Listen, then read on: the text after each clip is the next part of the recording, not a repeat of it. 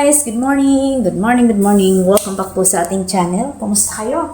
Kumusta? So for today's video, si Iskat kasi bumili ng ganito na ready to mix na. Ngayon gagawa tayo nito.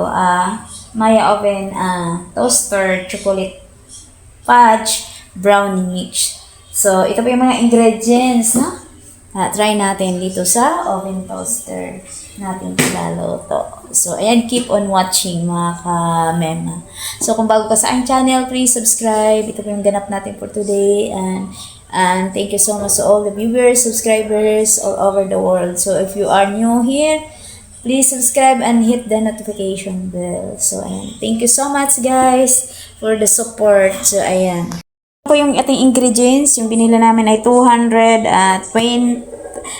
grams na Maya Oven Toaster. Ito ang butter, isang itlog, tapos tubig, 1 cup of water, 1 tablespoon of water. So, ayan, imimix na natin yan lahat. So, ito, ating gagawing softened butter.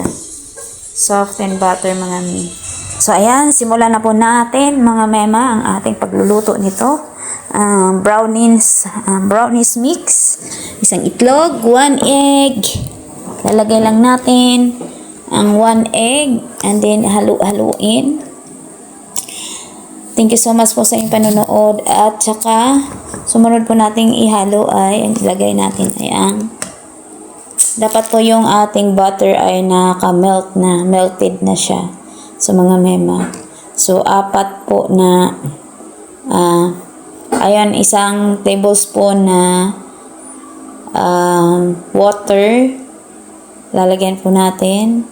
At saka, dapat po yung ating butter ay natunaw na. So, 4 na 1 tablespoon of butter, mga mima. So, ayan, 2. Dahil ubusan po tayo, nag-ulit, ayan, 3. Siguro makakalahati po ng isang butter yun, 4. So, 4 cup of butter. At, dali lang siya, mga mima, kasi naka-ano na lang. So, ihalo na natin yung ating maya powder. So, ayan. Mix ng todo-todo hanggang sa yung mixture niya ay malambot na, wala nang nahalo na mga puti-puti, mga mema. So, ayan. Pag ganyan na yung texture niya, pwede na. So, konting halo-halo na. Pasensya na kayo sa aking kung panghalo ay walang hawakan na, sira na. So, ngayon, bago natin ilagay dyan sa pan, nilagyan ko na po siya ng butter. So, ayan. At tapos, ilagay dyan sa pan. At i-level po siya ang todo-todo. Ihayos mo po. So, bali po yung aking fan kasi, malaki. Kaya, ang kalalabasan nito, manipis. Dapat po talaga yung maliit niyan or kalahati niyan, tapos pahaba siya. So, dahil wala tayong ibang available, yan lang.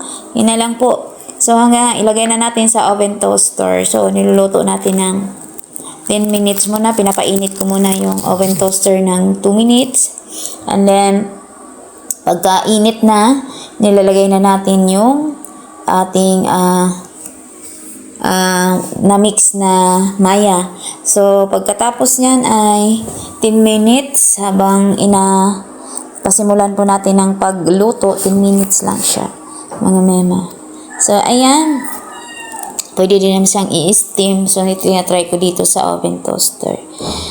Ayan. Hindi ka na mahirapang ilan yung cup, ganito, ganon. So, kumbaga, ready to mix na lang. And then, sasalang mo na lang siya, mga mema. So, ayan. At, madali lang siya. Kaya para doon sa, yung may sarili kang, oras. May sarili kang mga ingredients na bibilhin mo pa isa-isa. Ito, naka-ready na siya. Bali, 4 lang yung ingredients. So, ayan. So, habang inaantay po natin yung 10 minutes, ayan na, unti-unti na po siyang umiiba yung texture. picture kasi maluluto na. At yun nga, 10 minutes lang. After po ng 10 minutes niyan, ay pinapaano na naman natin. Inulit natin ng 5 minutes para tuluyan na siyang maluto mga mimi. So, ayan. Excited ni si Pamo magpain ng brownies. Brownies mix fudge. Ba yun? Ewan ko. Basta yun na yun. So, ayan mga mi. So, ako'y nakatry na nga po ng mga luto-luto ng ganon. Kaya, parang nagkaroon na tayo ng confident na magluto ng katulad ng banana cake. Yan. Kaya, yung birthday ng anak ko, hindi na ako bumili ng cake, kundi ako na lang. So, may time pa rin na hindi po ganun ka perfect. Pero okay lang. Ayan na mga mi. So, malapit siyang maluto. Ayan na yun. 5 minutes naman ulit na antayin natin para tuluyan na siyang maluto. Tapos, siyempre, anuin natin ng ano. Ayan.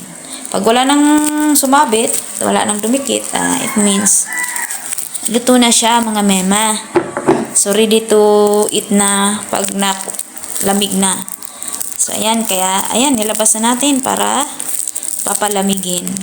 So, depende na sa'yo kung may ilalagay ka sa toppings. Pwedeng mani, pwedeng mga cashew. So, kami ay ano lang to. Ganyan lang. Yan lang po yung aming ginagawa. So, ayan. Dandahan lang din sa pagbukas. So, ito na po yung resulta. Dahil nga malaki po yung ating fan, manipis po yung nagiging resulta ng ating brownies. Pero okay lang kasi yun lang naman po ako. Ano yung available, ano. Ayan. So, ito na. Malamig na siya. After sa ilang minuto natin pag-aantay, hihiwain na siya mga mema. At ito na yung pinaka-inaantay natin after po natin mag-try ng pagluluto. Lalo na pag mga hindi pa tayo bihasa, nag-aaral pa lang. Ako itong tuwa naman ako at nakakaano na ako. Nakakapag try na. Ano? So, ayan. Manipis nga lang siya mami. Dapat ang lagayan ng pan ay yung maliit lang. Kasi nga maliit lang naman yung ginagawa natin. So, ayan. Tinitikman ko na yan. At yung pagtikim po ay ang sarap po. Tingnan mo. Kalain mo yan. Manipis nga lang siya mga mami. So, ayan lang guys ang ating share for today's video. Thank you so much for watching. God bless for everyone. See you in my next vlog.